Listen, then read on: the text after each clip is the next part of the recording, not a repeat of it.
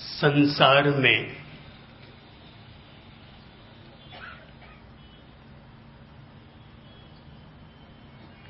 अनेक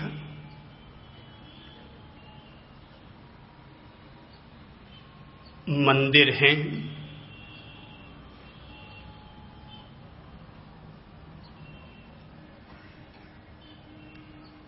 अनेक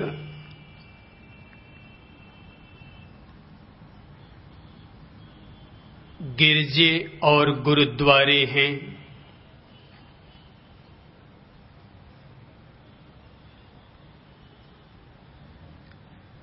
मस्जिद और प्रार्थना स्थल है।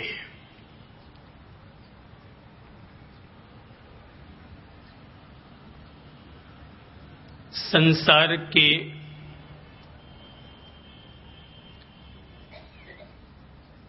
सभी प्रार्थना स्थल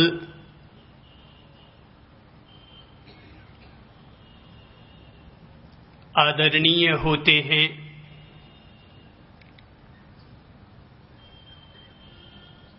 और मैं सभी प्रार्थना स्थलों का आदर और सम्मान करता हूं।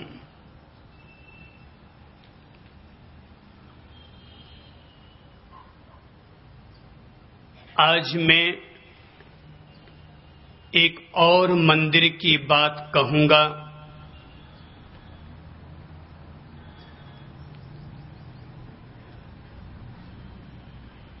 जो मंदिर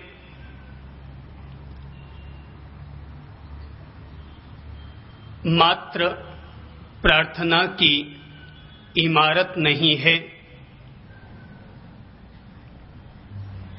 वह मंदिर मनुष्य स्वयं है।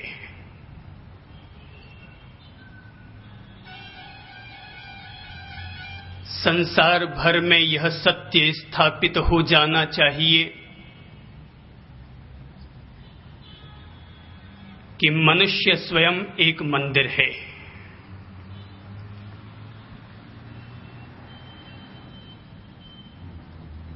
मंदिर जितना शांत, शालीन और सौम्य होगा,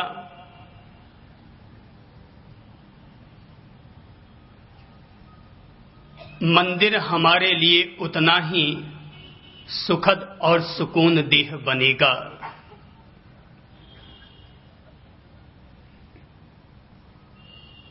मंदिर भले ही मिट्टी का क्यों न हो, लेकिन मंदिर में रहने वाला देवता मिट्टी का नहीं, वरन किसी चिन्ह में ज्योति का है।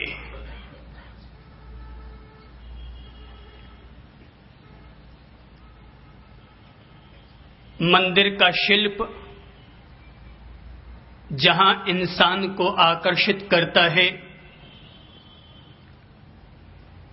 वहीं मंदिर में रहने वाला देवता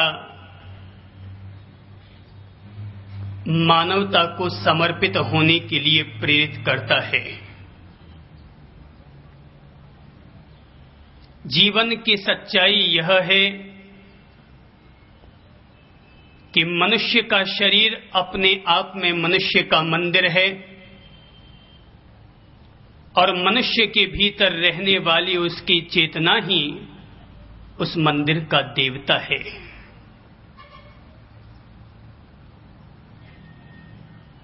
मंदिर के दो तत्व महत्वपूर्ण होते हैं। एक तत्व उसकी इमारत है और दूसरा तत्व उसमें रहने वाला देवता है।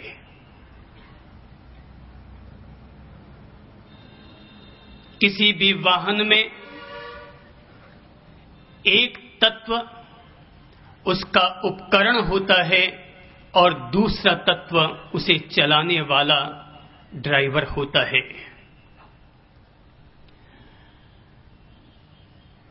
मानवीय जीवन में शरीर अपने आप में एक मंदिर के समान है और उसमें रहने वाली आत्मा प्रतिमा के समान है। संसार में दो तरह की संस्कृतियां चलती हैं। एक संस्कृति वह है जो मानवता को आत्म प्रधान जीवन जीने की प्रेरणा देती है और दूसरी संस्कृति शरीर प्रधान जीवन जीने के लिए हमें प्रोत्साहन देती है। आत्म प्रधान दृष्टिकोण को लेकर चलने वाले लोग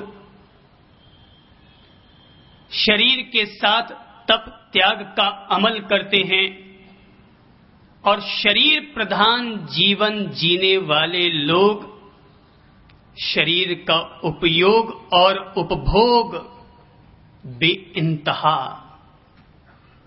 करते रहना चाहते हैं। मैं कह देना चाहता हूं, दोनों ही संस्कृतियों से कि जीवन न तो एक अकेली आत्मा है और न एक अकेला शरीर है।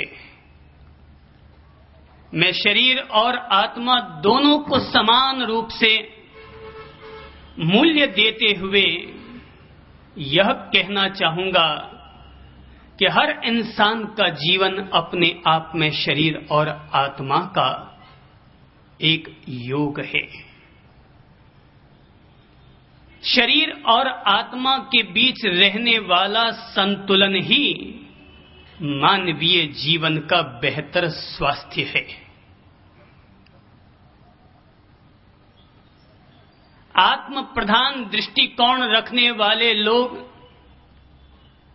शरीर को इतना नश्वर, अनित्य और क्षणभंगुर मानते हैं कि वे लगातार उपवास पर उपवास, व्रत पर व्रत का अनुष्ठान करते रहते हैं।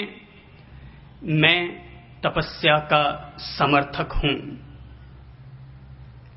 लेकिन उस तपस्या का समर्थन करना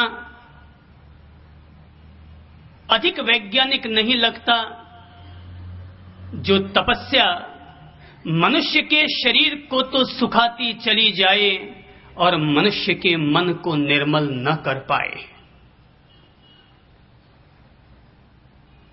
हर व्यक्ति को महीने में एक उपवास अवश्य करना चाहिए, लेकिन जो लोग 30-30 दिन का उपवास 3-3 महीने या 6-6 महीने का लगातार उपवास करते चले जाते हैं, मैं कहना चाहूंगा वे लोग अपने जीवन में तप की फिर से समझ प्राप्त करें।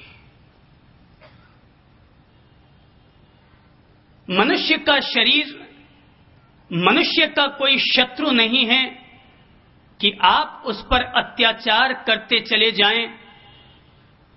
मनुष्य का शरीर मनुष्य का कोई मित्र भी नहीं है कि आप उसका खुलेआम अमर्यादित उपभोग करते चले जाएं।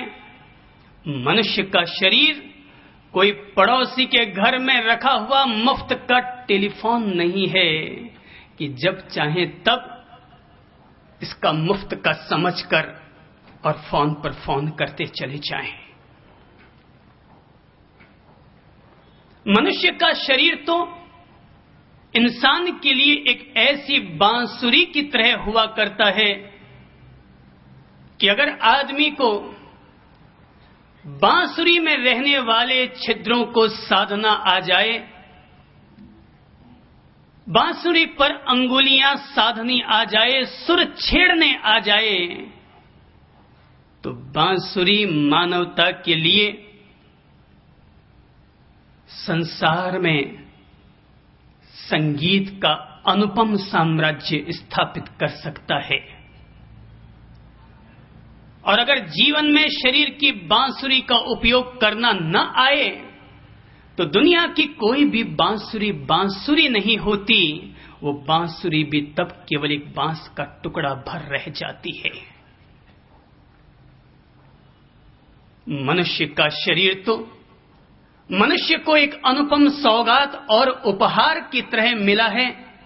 ये तो इंसान पर निर्भर करता है कि वो अपने हाथ में आ चुके फूलों के गुलदस्ते का कैसा उपयोग करना चाहता है।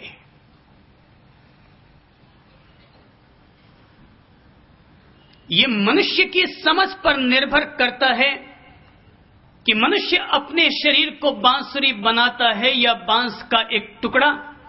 भला जब मनुष्य अपने द्वारा स्वर्ग के गीतों को इस शरीर के बांसुरी के द्वारा निनादित कर सकता है, तो फिर नरक का शोरगुल जीने के लिए मजबूर क्यों बना हुआ है? आओ हम लोग अपने जीवन को, शरीर को एक बांसुरी बनाएं। शरीर को इस तरह साधें कि संगीत का संसार इसमें से पैदा हो सके। जब अतीत में कभी भगवान बुद्ध तपोरत थे और उनकी तपस्या के दौरान उनका शरीर सूख करके कंकाल हो चुका था,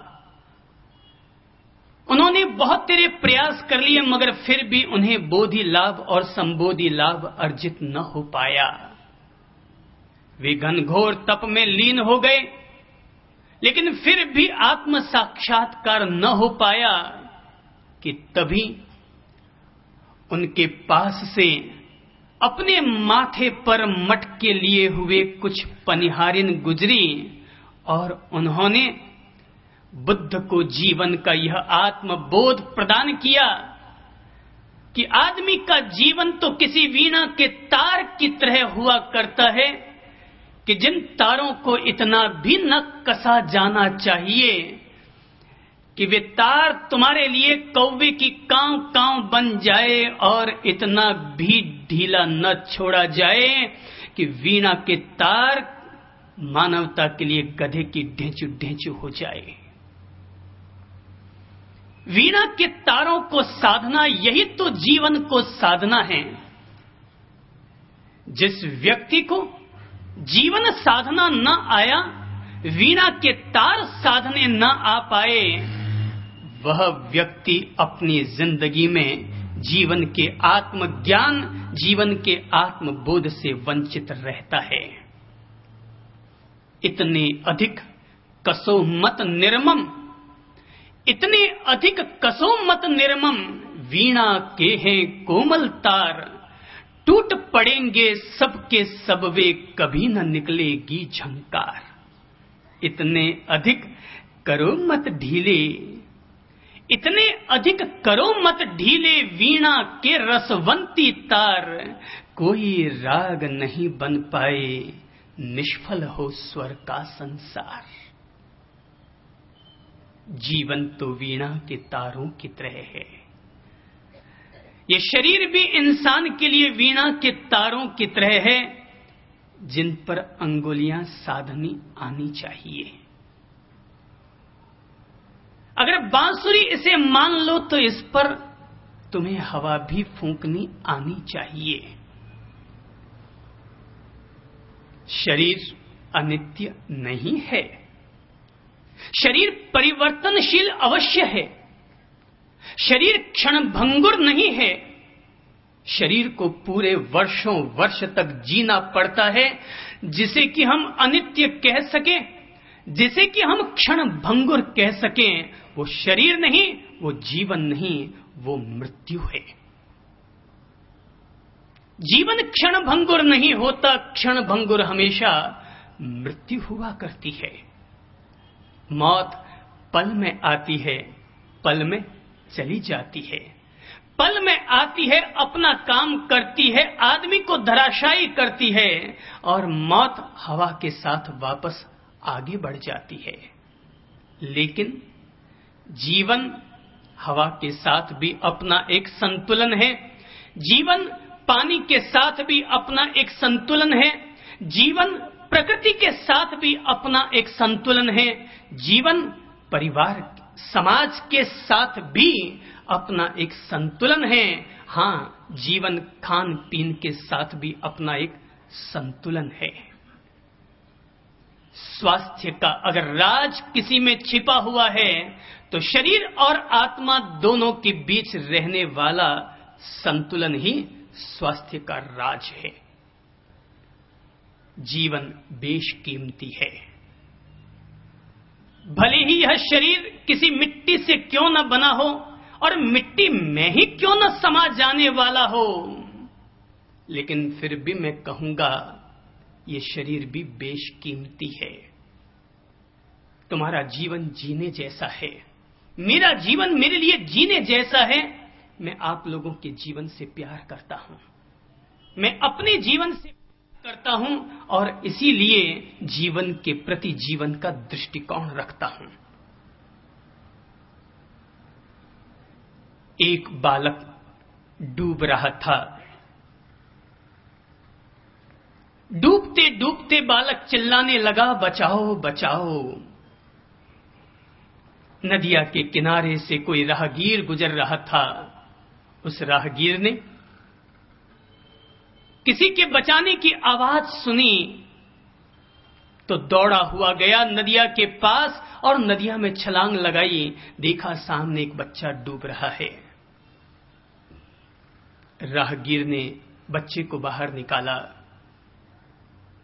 बच्चा बच गया।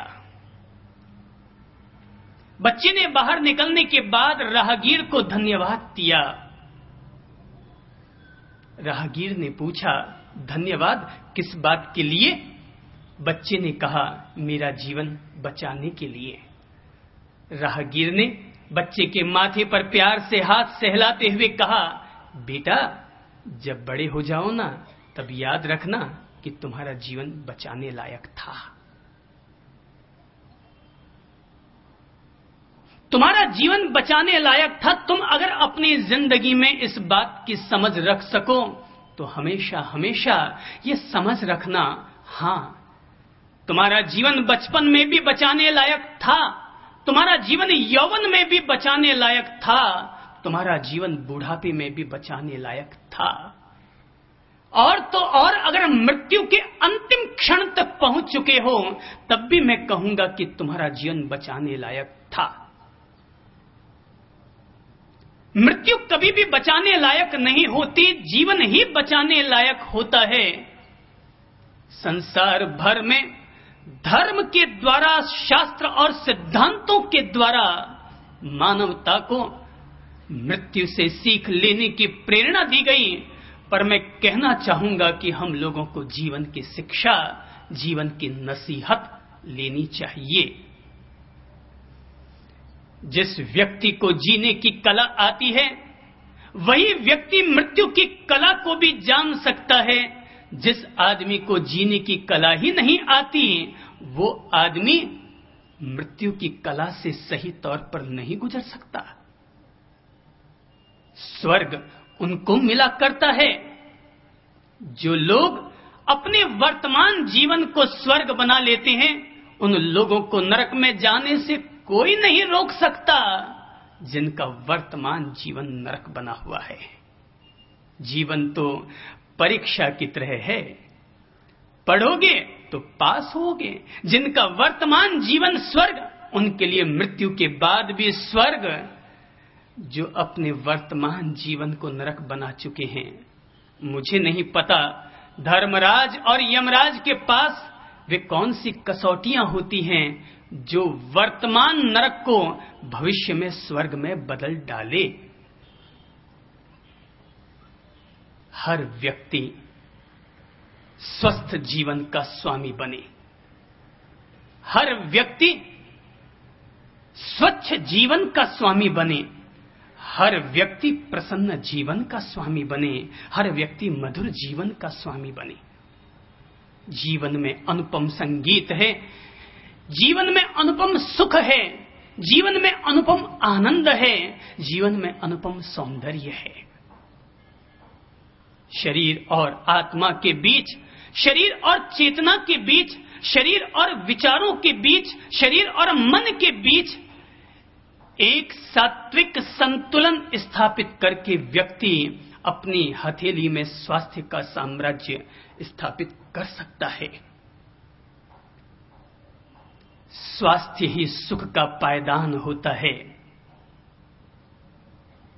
अगर स्वास्थ्य है तो जीवन में शांति के सदाबहार फूल खिल सकते हैं। अगर स्वास्थ्य आपके हाथ में है तो समृद्धि भी आपके लिए सुखावह बनेगी। और हथेली में अगर बीमारियां लिखी हुई हैं तो तुम्हारा ढेर सारा वैभव भी तुम्हें काटेगा।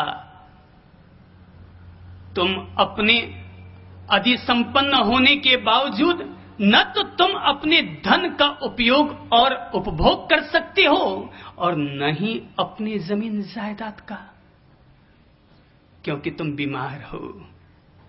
कोई तन से बीमार है, कोई मन से बीमार है। बीमारी हर आदमी के साथ है।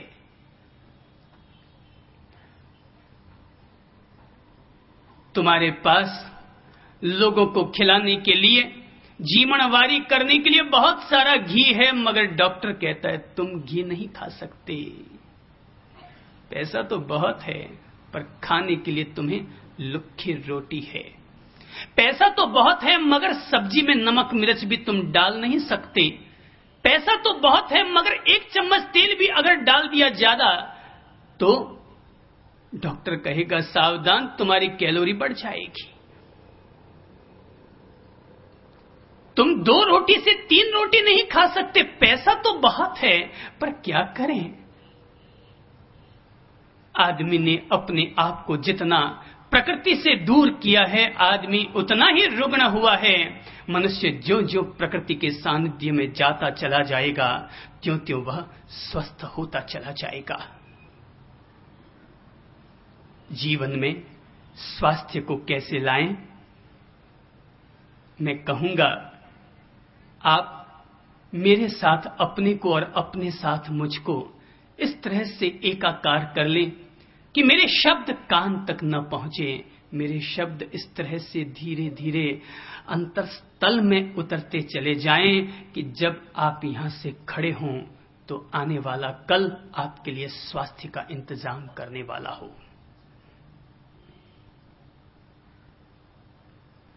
व्यक्ति, स्वस्थ शरीर और स्वस्थ मन, ये 2 चीजें मिलकर ही व्यक्ति को आध्यात्मिक स्वास्थ्य प्रदान करते हैं। शरीर की स्वस्थता के लिए ही मैं कहना चाहूंगा कि बेहतर होगा कि व्यक्ति शरीर को निर्मूल्य न समझे। शरीर माध्यम खलु धर्म साधनम। व्यक्ति का शरीर ही धर्म को साधने का पहला साधन है। अगर शरीर है तो आप जप तप कर सकेंगे। स्वास्थ्य अगर आपके साथ है तो आप व्रत और अनुष्ठान भी कर सकते हैं। रोगी आदमी मंदिर जाकर भी क्या करेगा? तुम न व्रत कर सकोगे, न तप कर सकोगे, न जाप कर सकोगे। हाथ में माला जरूर लेकर बैठ गए हो मगर कमर दुख रही है, टांगे दुख रही है, शरीर में हरारत है।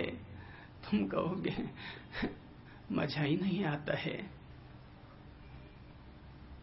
शरीर इसलिए स्वस्थ करते चले जाओ क्योंकि शरीर के दुखों को बांटा नहीं जा सकता।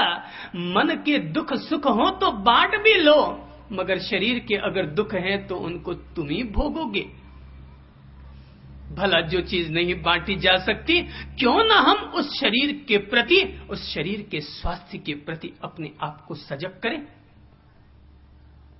स्वास्थ्य लाभ प्राप्त करने के लिए चलो हम सुबह से अपनी शुरुआत करते हैं। आप अपने अंतर्मन में देख लीजिए कि आप सुबह कितने बजे जगते हैं। अगर व्यक्ति स्वास्थ्य लाभ का पहला सूत्र अपने जीवन में लागू करना चाहे तो मैं कहूंगा, पौ फटती है इधर आसमान में और उधर चिड़ियाएं चहचहाट करने लग जाती हैं। सूरज की पहली किरण के साथ ही गुलाब के फूल भी खिल जाते हैं और कमल की पंखुड़ियां भी महकने लग जाती हैं। सूरज उगे उससे पहले सारी प्रकृति अपने आप में चमन होने लग जाती है। और एक इंसान की औलाद ऐसी है जो 8-8, 9-9 बजे सूरज उग जाए फिर भी वे नहीं उठ पाते हैं। जो लोग सूर्योदय से पहले नहीं जग पाते, वे अपनी जिंदगी में कभी भी उगता हुआ सूरज नहीं देख सकते। उनको देखने के लिए मात्र जिंदगी का ढलता हुआ सूरज ही मिलता है।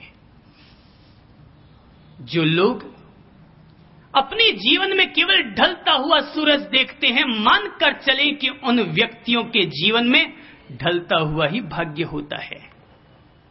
मैंने बचपन में, मैं नहीं जानता कि यह बात कितनी सच होगी, पर मैंने बचपन में बुजुर्गों से सुना है कि ब्रह्मा जी ब्रह्म मुहूर्त में हर किसी को अपना अपना भाग्य बांटने के लिए निकला करते हैं। जो जो जगह होते हैं उनके हाथों में भाग्य मिल जाता है, और जो जो सोए रहते हैं वे आगे निकल जाते हैं। अब भाग्य के नाम पर जो थोड़ा बहुत कचरा उनके पास रह चुका होता है वो उन सोए हुए लोगों को मिल जाता है। सूरज उगे तुम उग जाओ। सूरज उगने के साथ आपके भीतर भी उतनी ही चहचहाट, उतना ही उत्साह, उतना ही आनंद, उतनी ही अप्रमत्तता आ जाए कि जितनी की सारी प्रकृति के भीतर आया करती है। हम प्रकृति के चरण हैं, हम प्रकृति के मालिक नहीं है। हम प्रकृति के एक अंग हैं, और प्रकृति के साथ हम अपने आप को जितना जोड़कर रखेंगे प्रकृति की व्यवस्था के साथ, व्यक्ति अपने जीवन में उतना ही सुखी होगा। महज पैसे से आदमी सुखी नहीं होता, ऊंची इमारतों से आदमी सुखी नहीं होता। प्रकृति के साथ नैसर्गिक होकर व्यक्ति अपने जीवन में सुखी हुआ करता है। जब सुबह आंख खुले, आंख खुलते ही, जैसा कि मैंने कहा, सुबह आंख खुलते ही 1 मिनट मुस्कुराइए, तबीयत से मुस्कुराइए कि रोम राजी खिल उठे, कि भीतर के अंग अंग में प्रसन्नता की बरखा हो जाए। 1 मिनट तक इतने तबीयत से मुस्कुराइए, इतने तबीयत से कि आपके भीतर उत्साह का, ऊर्जा का संचार हो जाए। इधर सूरज उगे, इधर भीतर में हम भी उग जाएं। जब बिस्तर पर जगे तो जगने के बाद बिस्तर पर पड़े न रहें।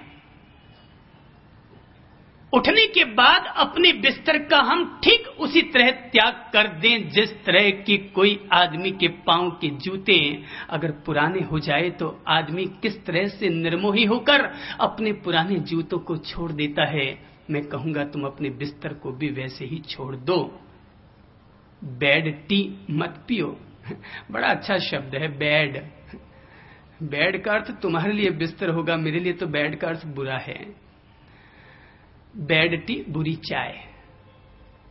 चाय पीना है प्रेम से पीजिएगा। अरे अभी क्या सुबह उठे हैं, रात को खाते खाते सोए, सुबह उठते ही वही खाना पीना। जानवर बेचारा नहीं समझता है, इसलिए उसको खाना पीना पड़ता होगा। मगर तुम्हारी मां रात को तुम्हें कितनी भी धपा धपा के सुलाए, तुम्हारी बीवी तुम्हें रात को 11 बजे तक भी खिला खिला के सुलाए, पर तुम तो सुबह उठते ही वही भूख माता तैयार। भाई थोड़ा सा धीरज रखो ना। उठो, उठते ही अपनी खिड़की के पास जाओ, अपने मुंह को थोड़ा बाहर निकालो और 10-5 अच्छी गहरी सांसें लो। हो सकता है कि आप एसी में सोए थे, हो सकता है कि आप बंद कमरे में सोए थे। थोड़ी खुली हवा लो ताकि आपके शरीर में शुद्ध प्राण वायु का संचार हो सके। 10-5 मिनट, 10-5 कदम अपने कमरे या बरामदे में टहल लें और फिर शौच क्रिया अवश्य करें। ऐसा नहीं कि निवृत्ति की शंका होगी तो करेंगे। मनुष्य के स्वास्थ्य के लिए शौच क्रिया से निवृत्त होना अनिवार्य है। दिन में 3 दफा खाते होगे आप और जाते नहीं हैं एक भी दफा, तो भीतर में ये गोडाउन ऐसा तो है नहीं कि जिसमें अच्छी चीज अलग रहे और बुरी चीज अलग रहे। भोजन तो आदमी के शरीर का पेट्रोलियम है। जो जो काम आना था आ गया, जो जो जल चुका वो जला हुआ ईंधन, कचरा, मल आदमी के पेट में पड़ा है। आप जाएं, पहले शौच क्रिया संपादित कर लें। अगर आपको कब्ज रहती है तो आप रात को तांबे की लोटे में पानी भरकर रखें और सुबह 1 से 1.5 लीटर पानी पी लें। जैसे ही शरीर ऊपर से दबाव पड़ेगा, आंतें सहज शिथिल होंगी और मल का विरेचन हो जाएगा। पेट में न रखें। कब्ज अगर आदमी को रहती है, मल अगर आदमी के भीतर रहता है, तो गैस की ट्रबल पैदा होती है।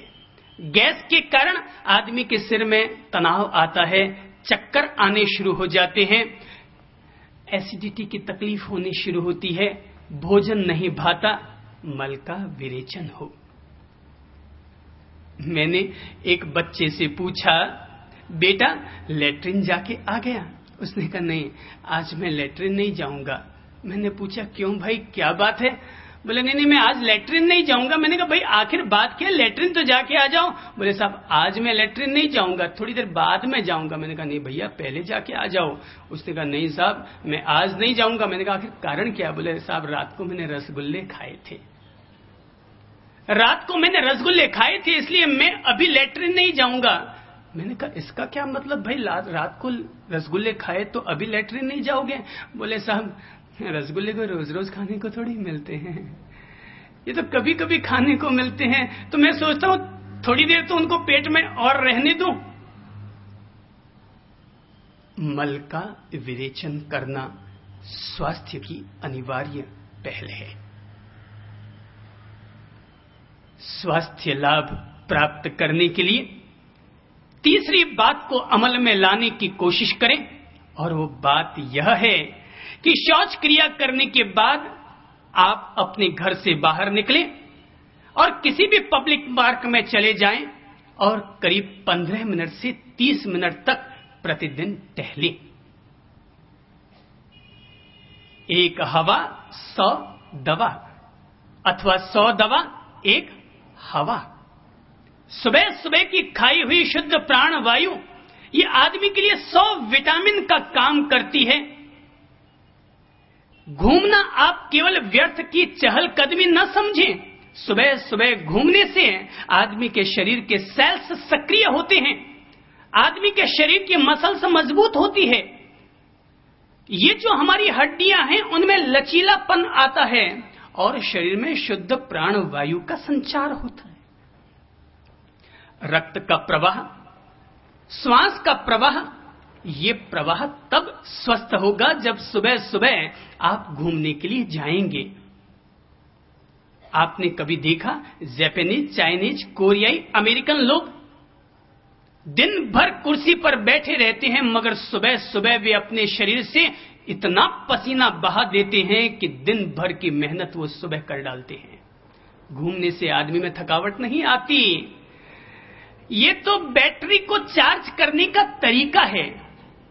कोई कहता है मोबाइल को फेंक दो तो मोबाइल चार्ज हो जाएगा, कोई कहता है बैटरी को इलेक्ट्रिक में डाल दो तो चार्ज हो जाएगी।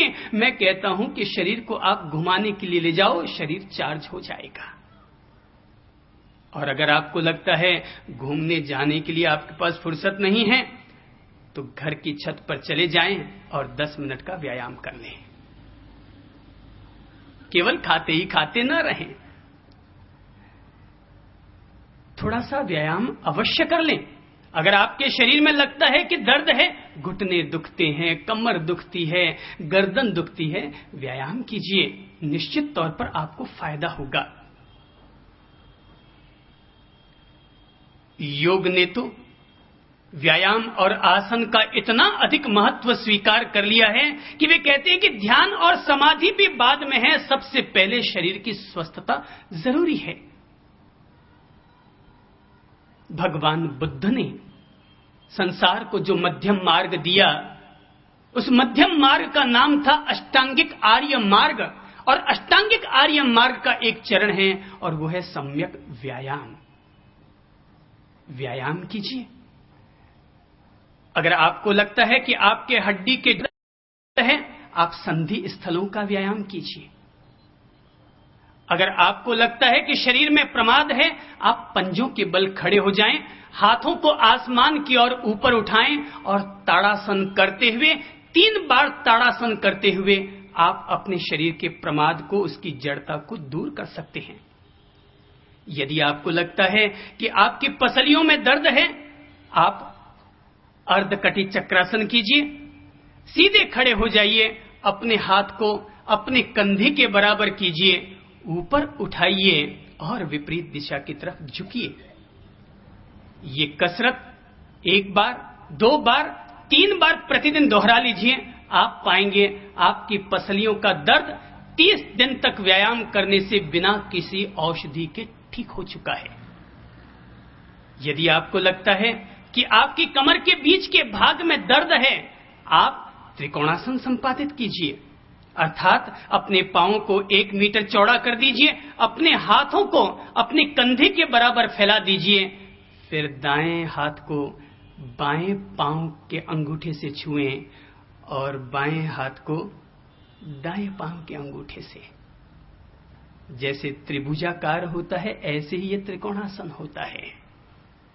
निरंतर अभ्यास, निरंतर व्यायाम, निरंतर ये आसन करते करते आपके कमर का दर्द ठीक हो जाएगा।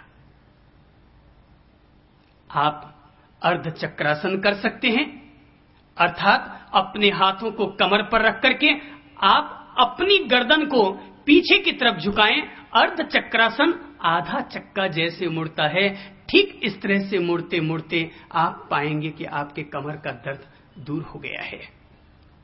यदि आपको लगता है कि आपके घुटनों में दर्द रहता है, आप अपने पंजों को फैला दें और अपनी जांघों की मांसपेशियों को इस कदर खींचें कि उनका खींचना आपके लिए व्यायाम हो जाए।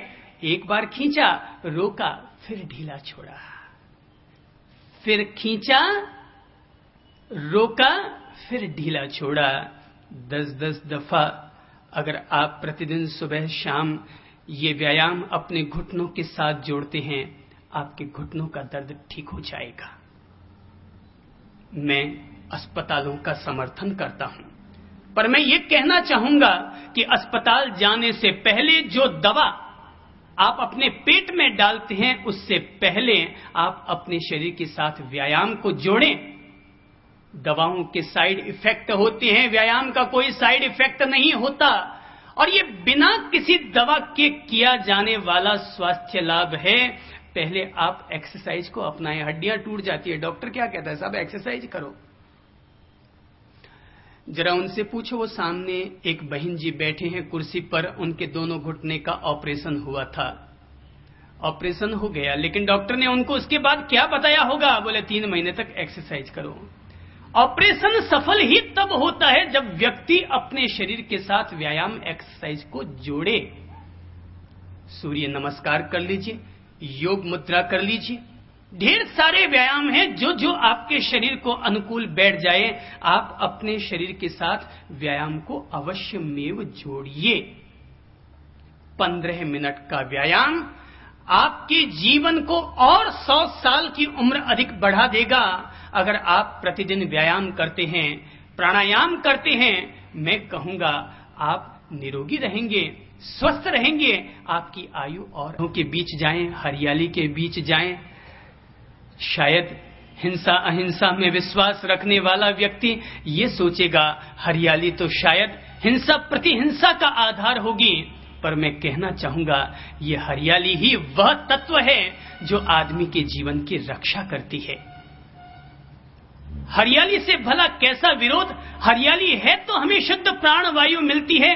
हरियाली को अगर तुम 1 लोटा पानी नहीं दोगे तो तुम अपने पेट में 100 लोटे पानी डाल लो तब भी न जी पाओगे। मैं तो कहना चाहूंगा कि हर व्यक्ति अपने घर में 10, 20, 50 पौधे लगाए। अगर पर्यावरण का प्रदूषण हटाना है तो हर व्यक्ति को अपने घर में 10-20 गमले जरूर उगाने चाहिए कि सुबह जब तुम उठकर आओ तो तुम्हें एक खिलता हुआ, महकता हुआ गुलाब का फूल तुम्हें तुम्हारी नजरों के सामने मिले। सौंदर्य से तो प्रेम होना ही चाहिए ना। हर आदमी को सौंदर्य से प्रेम होता है। काला आदमी अगर नहाया धोया हो, बाल मारे हुए हो तो सुहाता है, और गोरा आदमी अगर बिखरे हुए बालों के साथ भूत की तरह सामने आकर खड़ा हो जाए तो गोरा आदमी भी बूढ़ा लगता है। आप तो सौंदर्य से प्रेम कीजिए, और कुछ नहीं तो अपनी ऑफिस में एक गुलदस्ता सजा लीजिए, उसमें भी सुंदरता है। जब भी आपकी आंखें उसके सामने पहुंचेगी, आपके मन को एक सुकून मिलेगा। आप केवल व्यायाम ही ना करें, प्रतिदिन स्नान भी करें। स्नान व्यक्ति के शरीर को ताजगी देता है, व्यक्ति के शरीर को शुद्ध और पवित्र करता है। हम लोग लैट्रिन बाथरूम जाने के बाद तो अंग विशेष की शुद्धि करते हैं, पर मैं कहना चाहूंगा कि मनुष्य के शरीर या प्राणी मात्र के शरीर में त्वचा में जितने छिद्र होते हैं, वे सारे छिद्र अपने आप में मलद्वार ही हैं। पसीना निकलता है। आप सुबह सुबह इत्र लगाकर आए होंगे ना, पर 2 घंटा के बाद जहां आपने इत्र लगाया होगा, वहां अगर आप सूंघने के लिए हाथ आगे बढ़ाएंगे, आपको दुर्गंध आएगी। शरीर के त्वचा के छिद्रों में से भी पसीना निकलता है। ये पसीना क्या है? पसीना भी अपने आप में एक शरीर के मल और पेशाब के रेचन करने का एक तरीका है। नहाइए, नहाने से आपको ताजगी मिलेगी। जैसे ही 1 लोटा पानी आप अपने दिमाग पर डालेंगे, आप पाएंगे आपका तनाव, आपकी चिंता, आपका अवसाद चाहे 10 मिनट के लिए ही सही, लेकिन समाप्त हो चुका है, शांत हो चुका है। हमेशा समय पर संतुलित और सात्विक आहार लीजिए। आहार लीजिए, मैंने कहा समय पर। ऐसा नहीं कि सुबह की रोटी सांझ को और सांझ की रोटी रात को। समय पर आदमी को भोजन कर लेना चाहिए। आखिर तुम कमाते किसके लिए हो? पैसा जमा करने के लिए कमाते हैं। आदमी कमाता है इस पेट के लिए, तो जिसके लिए कमाते हो पहले उसका तो समय पर इंतजाम कर लो ना। अगर आप समय पर भोजन नहीं करेंगे तो सावधान, गर्मी चढ़ सकती है, लू लग सकती है। घर से जब भी निकलो, खाना खा पी कर निकलो। समय पर भोजन हो, संतुलित भोजन हो। ऐसा भी भोजन मत करो कि खाते गए खाते गए खाते गए। लोग जीवनवारी में जीवने के बड़े शौकीन होते हैं, और समाज की हालत आजकल ऐसी हो गई है, हर समाज में, हर एसोसिएशन की ये हालत हो गई है कि जैसे कि सारी व्यवस्थाएं, हल्का शब्द होगा कहना, लेकिन कह ही डालो ना, थोड़ा सा दिल को लग ही जाए। सारे एसोसिएशन वालों ने जीवन के चक्कर में पूरी ऐसी तैसी कर डाली है। ये जीवन ने एक ऐसी तैसी कर डाली है कि जहां जीवन नहीं है वहां सारा फंक्शन फ्लॉप। लोग जीवने के इतने शौकीन हो चुके हैं, जाते हैं और माल मटर गश्ती करते हैं, खूब ठोकते हैं। भाई सात्विक आहार ले ना, संतुलित आहार ले। अरे खिलाने वाला तो आपको 10 कतली खिला देगा बादाम की, मगर खाने वाला तो सोचे कि पेट की कैपेसिटी कितनी है। पेट तो उतना ही स्वीकार करेगा जितनी पेट्रोलियम की उसमें क्षमता है, आवश्यकता है। अगर आप उससे कहीं ज्यादा डालेंगे तो ठीक है, आप टंकी को ओवरलोडिंग कर दीजिए, उससे ताकत तो नहीं मिलेगी, केवल मल ही मल का निर्माण होगा। लोग खाते हैं, ओवरलोडिंग होकर खाते हैं। जीवन में जाते हैं तो मैंने देखा कि एक भाईजान जब जीवन में पहुंचते हैं तो अपनी पैंट के बटन खोलकर फिर खाते हैं। बोले साहब ताकि नीचे तक भी माल पहुंच जाए। बोले साहब नीचे तक भी माल पहुंच जाए, इतना ठूंसते हैं। अरे भाई, ये गणेश जी अपने साथ लेकर के जो घूमते हो, कोई काम के नहीं है। ये ज्यादा बड़ी तौंद आपके घुटने और कमर के दर्द में आधारभूत बन जाती है। टुनटुन बनकर करोगे क्या? थुलथुल होकर करोगे क्या? गणेश जी तुम मंदिर में ही शोभा देते हो, हर आदमी की तौंद में शोभा नहीं देते। स्वास्थ्य लाभ के लिए तो जरूरी है कि आदमी की तौंद भीतर हो। चौड़ी करनी है तो छाती चौड़ी करो ना, तुम पेट को चौड़ा करके क्या करोगे? तुम्हारा पेट इतना बड़ा नहीं है कि तुम बातों को पचा सको, तो फिर भोजन को कहां से पचा पाओगे? संतुलित आहार। मैंने सुना है एक व्यक्ति को एक घर में आमंत्रित किया गया। कहा गया, भाई ब्राह्मण भाई, आज मेरे बाप दादों का दिन है, आज तुझे खाना खाने के लिए आना है। और ब्राह्मण, आदत होती है, पहले जमाने में तो होती थी, अब तो खैर ब्राह्मण वैसा काम नहीं करते, पर कहते हैं मोद का यत्र लभ्यन्ते न दूरम शत योजनम। अगर ब्राह्मण को लड्डू खाने को मिल जाए तो 100 योजन चलना भी उसको स्वीकार होता है। पर अब तो सारे लोग ही ब्राह्मण बन गए हैं, सब लोग ही चले जाते हैं अगर लड्डू खाने को मिले तो। अब तो ब्राह्मण, वैश्य, क्षत्रिय जो भी कौम होती है सभी चले जाते हैं खाने को अगर लड्डू मिलने चाहिए। अब तो हर आदमी ब्राह्मण हो गया है खाने के मामले में। तो ब्राह्मण पंडित को बुलाया गया, भोजन परोसा गया। आदमी ने सोचा कि मैंने सुना है बाप के स्वर्गवास वाले दिन ब्राह्मण को जितना जिमाओगे उतना तेरे बाप के पास पहुंचेगा। तो उसने कहा, ब्राह्मण साहब दाब के खाइएगा, कमी मत रखिएगा, पूरा जम के टिकाइएगा। और उसने पूरा जम के टिका लिया। बहुत सारे मालपुए और खीर पूड़ी पकौड़े बहुत सारे थे, ढाप के टिका लिया। बोले साहब अब तो बहुत फुल हो गए। उसने सोचा मुझे तो अपने बाप को माल पहुंचाना, इसको थोड़ी खिलाना है, मुझे तो अपने पिता, स्वर्गस्थ पिता के पास माल पहुंचाना है, ये तो मुफ्त में ही खा रहा है। उसने कहा देख भाई, अब अगर माल और खाएगा, मालपुए अगर और खाएगा तो तेरे हर मालपुए पर 5-5 रुपए की प्रभावना दूंगा, 5-5 रुपए और मुफ्त में तुझे साथ में दूंगा। उसने 2-4 मालपुए और जबरदस्ती खा लिए। बोले साहब अब नहीं खा सकता। बोले अब अगर खाए तो 10 रुपया। मदारी लोग जैसे भीड़ इकट्ठी करते हैं ना, गया 5 रुपया 10 रुपया, ऐसे ही आजकल तरीके चल पड़े हैं। बोले अब अगर मालपुआ खाएगा तो 10 रुपया। उसने जबरदस्ती 2 मालपुए और खा लिए। बोले अब अगर मालपुआ खाए तो 50 रुपया। उसने जबरदस्ती आधा मालपुआ और खा लिया। बोले गले तक भर गया, अब नहीं खा सकता। बोले उठो, बोले हिल नहीं सकता। बेटे को फोन किया, आ भाई तेरे पापा को ले जा। उसने कहा पापा चलो। बोले भाई हिल भी नहीं सकता हूं, टंकी इतनी फुल है। वो गया दौड़ा दौड़ा वैदराज के पास और जाकर कहने लगा, वैदराज जी मेरे पापा की ये हालत है। वैदराज जी ने कहा भाई चिंता मत कर, ये ले जा हाजमोला गोलियां और ले जाकर तेरे पापा को खिला दे। वो आदमी आया और पापा से कहने लगा, पापा जी ये 4 गोलियां हाजमोला की खा लीजिए, खाया पिया सब हजम हो जाएगा। बाप ने कहा, अरे 4 गोलियां जाने की जगह होती तो एक मालपुआ और नहीं डाल लेता। आहार का संतुलन जीवन के साथ हो।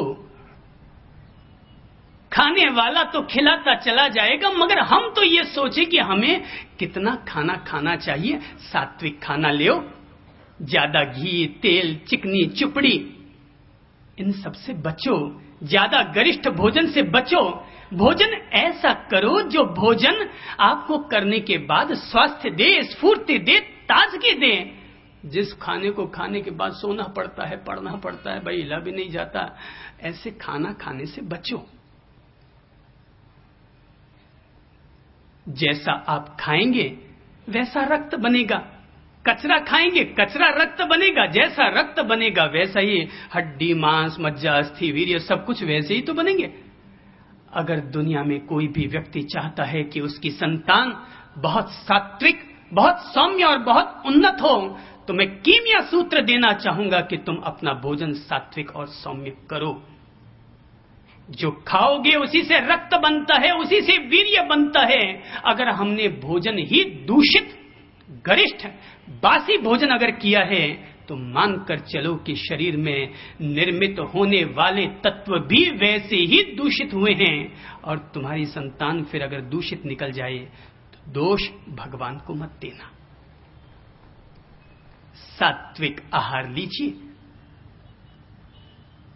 जब आहार की बात ही कर रहा हूं तो मैं हेल्थ सीक्रेट, एक राज बता देना चाहता हूं, और वो राज यही है, अन्न को करो आधा, ले लो, दिमाग में ले लो। अन्न को करो आधा, शाक को करो दुगुना। अन्न को करो आधा, शाक को करो दुगुना, हंसी को करो तिगुना, और पानी पियो चौगुना। अन्न को करो आधा, शाक को करो दुगुना, हंसी को करो तिगुना, और पानी पियो चौगुना। स्वस्थ रहने का इससे ज्यादा हेल्थ सीक्रेट और कोई नहीं हो सकता। जो खाते हो केवल अपना मापदंड, अपना मूल्यांकन आप स्वयं कर लीजिए और ये पहचान लीजिए, हाँ अब मुझे किस तरह से खाना खाना है। जब खाना खाने बैठे ध्यान रखें, अगर आपके नाखून बड़े हुए हैं पहले नाखून काट दें। अगर आप चाकू छुरी से, चम्मच से अगर खाना खाते हैं तब तो चाहे जितने लंबे नाखून रखिए, कोई दिक्कत नहीं है, सुंदर जरूर लगते होंगे नाखून। पर जो लोग हाथ से रोटी खाते हैं, हाथ से आटा गिलोते हैं, उन लोगों को नाखून कतई नहीं बढ़ाने चाहिए। नाखून में आपका मैल रहता है, मल रहता है। अगर आपने खाना खाया है, भले ही हाथ भी क्यों ना धो लिया हो, अन्न के कण, छोटे छोटे सूक्ष्म कण उसमें रह जाते हैं। दिन भर पड़े हुए वो सड़ते हैं। शाम को आप आटा गिलोने के लिए चले जाते हैं और इस तरह से रोगों को आप अपने शरीर में प्रवेश देते हैं। नाखून काटे पहले। ध्यान रखें, अगर आप हाथ से आटा गिलोते हैं, हाथ से रोटी खाते हैं, तो नाखून पर कभी भी नेल पॉलिश ना लगाएं।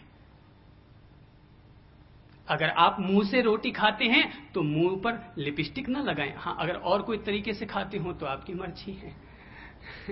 पर अगर मुंह से आप खाना खाते हैं और होठों का भी अगर आप चबाने में उपयोग करते हैं तो कृपा करके होठों पर लिपस्टिक न लगाएं।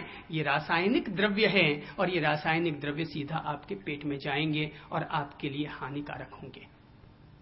और फिर भी अगर आप किसी पार्टी में लिपस्टिक लगाकर चले गए हैं तो खाना खाने से पहले रुमाल से अपनी लिपस्टिक पोंछ लीजिए, फिर आप खाना खाइए। महिलाएं इसलिए ज्यादा बीमार होनी शुरू हो जाती है। आजकल के नए नए जो इंतजाम चले ना, पुरुष कम बीमार होते हैं क्योंकि वो लिपस्टिक नहीं लगाते हैं। अच्छा होगा हाथों को हमेशा धोकर खाना खाएं। जितनी आपको भूख है एक कौर उससे कम खाएं, ताकि पानी पीने के लिए पर्याप्त जगह बच सके। ये पेट क्या है, एक थैली है और उस थैली में इतना इतना डालिए। जैसा कि मैंने कहा कि अन्न को करो आधा, ब्रिटानिया 50-50, अन्न को करो आधा, शाक को करो दुगना। सलाद खाओ, सब्जी ज्यादा खाओ भाई। हंसी को करो तिगुना, मुस्कुराना मत भूलो। हंसी को करो तिगुना और पानी पियो चौगुना। आप सदा स्वस्थ रहेंगे, सदा बाहर स्वस्थ रहेंगे।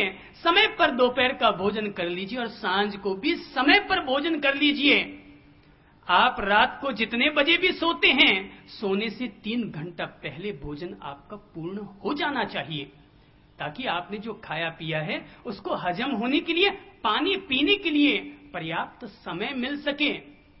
जो लोग खा के सो जाते हैं, पानी पूरा मिल नहीं पाता। आप जानते हैं मोटे लोग कैसे होते हैं, पेटू लोग कैसे होते हैं? मैं कहूंगा जिन जिन के पेट बढ़े हुए ना, मैं कहूंगा वो सारे लोग रात को 11 बजे खाना खाते होंगे, तो खा के सो गए, अब पानी पिया नहीं। भीतर में जो खाना खाया ना, वो ब्रेड की तरह फूलता है, इडली की तरह वो फूलता है भीतर, उसमें खुमारी पैदा होती है। पानी गया नहीं, वो खुमारी की तरह फूलता चला गया, तो शरीर का पानी तब वो खींचता है, पीना शुरू कर देता है। नतीजा ये निकलता है कि सुबह जब आदमी उठता है ना, तो पानी पिया नहीं, खाया पिया हजम हुआ नहीं, गैस बन गई और अब देखो आपके जीवन में रोगों ने नए नए तरीके से प्रवेश करना शुरू कर दिया है। तो सांझ का भोजन रात को सोने से 3 घंटे पहले ही आप अपना संपादित कर लीजिए। मन के स्वास्थ्य के लिए, तन के स्वास्थ्य के लिए तो मैंने ये कुछ बुनियादी बातें कह दी, लेकिन मन के स्वास्थ्य के लिए एक काम अवश्य कीजिए कि हमेशा सार्थक विचारों को अपने दिमाग में जगह दीजिए। सोचिए, सकारात्मक सोचिए और अपने दिमाग में हमेशा सार्थक विचारों को ही ग्रहण कीजिए। ये आदमी का दिमाग, आदमी का मन कोई कचरा पेटी नहीं है कि अगला आया उसने ये कह दिया, अगला आया उसने ये कह दिया और तुमने सबको ग्रहण कर लिया। मानुष ऐसा चाहिए कि जैसा सूप सुभाए, सार सार को गही रहे और थोथा दी उड़ाए। काम काम की चीज भीतर जाने दो। बेकार की चीजों को दिमाग में लेकर के तुम बोझिल बनोगे, तनावग्रस्त बनोगे, चिंतित होगे, ये सोचोगे कि इसने मुझे ऐसा क्यों कह दिया। आदमी का दिमाग तो किसी बैंक खाते की तरह होता है कि जिसमें अगर हम अच्छे विचार, सुखद अनुभव अगर जमा करेंगे तो हमें ब्याज सहित भुगतान मिलेगा, और अगर कचरा कचरा डालोगे तो भुगतान में तुम्हें वहां से केवल हरी झंडी और लाल झंडी ही देखने और दिखाने को मिलेगी। हमारा दिमाग तो बिल्कुल इस बगीचे की तरह है कि बगीचे में जैसे अच्छे बीज बोए जाएंगे, अच्छी फसलें लगेंगी। दिमाग में जैसे बीज बोगे, जैसे विचार, जैसा चिंतन, जैसा ज्ञान, जैसी समझ आप अपने भीतर डालेंगे, आखिर वही चीजें तो बीज फिर अंकुरित होंगे, वही बीज फिर पौधा बनेंगे, उन्हीं बीजों से फिर फूल और फल लगेंगे। सार्थक विचारों को ग्रहण कीजिए, निरर्थक विचारों को अपने दिमाग में जगह ही मत दीजिए। आखिर दिमाग छोटा सा है, ये डिब्बा बहुत छोटा सा है, केवल आधा किलो पौन किलो का ही ये डिब्बा है। इस डिब्बे में डालने की आखिर कैपेसिटी तो होती है ना। छांट छांट के डालो, सार सार को गही रहे और थोथा दी उड़ाए। दिन भर में कितने लोग मिलते हैं, आपको पता है दुनिया में ज्ञानी लोग ज्यादा है, अज्ञानी कम है। हर आदमी दूसरे को सलाह देता फिरता है। दुनिया में सलाह एक ऐसी चीज होती है जिसको हर आदमी दूसरे को देना चाहता है, पर कोई भी आदमी किसी से लेना नहीं चाहता। सलाह कोई आदमी दूसरे से लेना नहीं चाहता, पर हर आदमी दूसरे को देना चाहता है। और दुनिया में अगर आपकी कमर में थोड़ा सा दर्द हो जाए ना, आप देखिए आपको कितने सलाहकार मिल जाएंगे। हिंदुस्तान का हर आदमी डॉक्टर है, हर आदमी सलाह देता फिरेगा। अरे भाई, उसके भी कुछ इंतजाम होंगे, उसको भी कर लेने दो। कोई ज्ञान मांगे तो दे दो, बिन मांगे सलाह मत दो। बिन मांगे अगर सलाह दोगे ना तो वही हालत होगा, वही हालत होगी जो हालत जब बया ने अपनी ओर से सलाह दी थी बंदर को कि बेटा तुम भी अपने लिए घर बना लो, घोंसला बना लो, और बंदर ने बया का घोंसला तोड़ डाला। मैं तो इसलिए जल्दी से किसी को ज्ञान नहीं देता। मुझे लगा कि यार राम जेठमलानी अगर किसी को सलाह देते हैं तो एक सलाह का 50,000 रुपया लेते हैं, तो अपन कोई राम जेठमलानी से कम थोड़ी है। अरे अपने आप को राम जेठमलानी मान लो ना। अरे आपकी सलाह का मूल्य है 50,000 रुपया, आपकी सलाह की कीमत हो सकती है। जब आपको लगे कि अगला आपको पूरा मूल्य दे रहा है, आपको पूछने के लिए आया है, तब उसको ज्ञान दो। चलते के बीच में लंगड़ी मत फंसाओ। आपकी समझ बहुत अच्छी है, पर देओ तब जब किसी को आपके ज्ञान की जरूरत हो। मनुष्य के दिमाग में सार्थक विचार प्रविष्ट होने चाहिए। व्यर्थ के विचारों को दिमाग से निकालकर फेंके और तनाव से अपने आप को बचा कर रखें। अपने जीवन में सहजता का अनुष्ठान लाएं। जो हो जाए सो ठीक, कौन माथा फोड़ी में पड़े। गिलास फूट गई, अब अपने क्यों अपना भाग फोड़े। फूट गई वो, और अपन अपने आप को फोड़ पड़े। गलती हुई उससे, और उसकी गलती का दंड हम अपने आप को दे बैठे। क्यों फालतू गुस्सा करें। तू जान तेरा काम, फूटेगी तो तेरे भाग फूटे, मेरा क्या फूटा। गाली दी जबान तेरी गंदी हुई, मेरा क्या गया। फालतू का गुस्सा मत कीजिए, चिंता मत पालिए अपने दिमाग में, तनाव मत कीजिए। सहजता को अपने जीवन के साथ जोड़िए। अपने जीवन में तो हमेशा प्रसन्नता के, मधुरता के फूल खिले हुए रहने चाहिए। हमेशा सदाबहार प्रसन्नता के फूल। कोई मिल गया तो भी मस्त, कोई नहीं मिला तो भी मस्त। अरे जब भी देखो तुम प्रसन्न, अति प्रसन्न रहो। ऐसा नहीं कि कोई आया तब आप मुस्कुराकर उसका अभिवादन करें। अरे जब आप बाथरूम में नहाने के लिए जाए ना, दरवाजा बंद करें, एक बार मुस्कुरा लीजिए, फिर आप पानी गिराइए। आपके मन की 100 बीमारियां दूर हो जाएंगी, केवल एकमात्र इस गुण के कारण कि हर समय प्रसन्न रहेंगे। कोई गलती कर जाए, गुस्सा भी कर जाए, तो गुस्सा करने से पहले भी तुम मुस्कुरा देना, और गुस्सा करने के बाद भी प्रसन्न जरूर हो जाना। गुस्सा करने की झूठ, मगर अप्रसन्न होने की छूट नहीं है। सदा बहार किसी गुलाब के फूल की तरह खिले हुए रहें। किस आदमी की जिंदगी में बाधाओं के कांटे नहीं उगा करते, लेकिन ये तुम पर है कि तुम फिर भी गुलाब के फूल की तरह खिले हुए रहो। प्रसन्नता तो वो चंदन है कि आप जिसके भी माथे पर इस चंदन से तिलक करेंगे उसका माथा भी महकेगा, तुम्हारा अंगूठा भी महकेगा। प्रसन्न रहना तो परफ्यूम लगाने की तरह है कि अगर आप अपने पर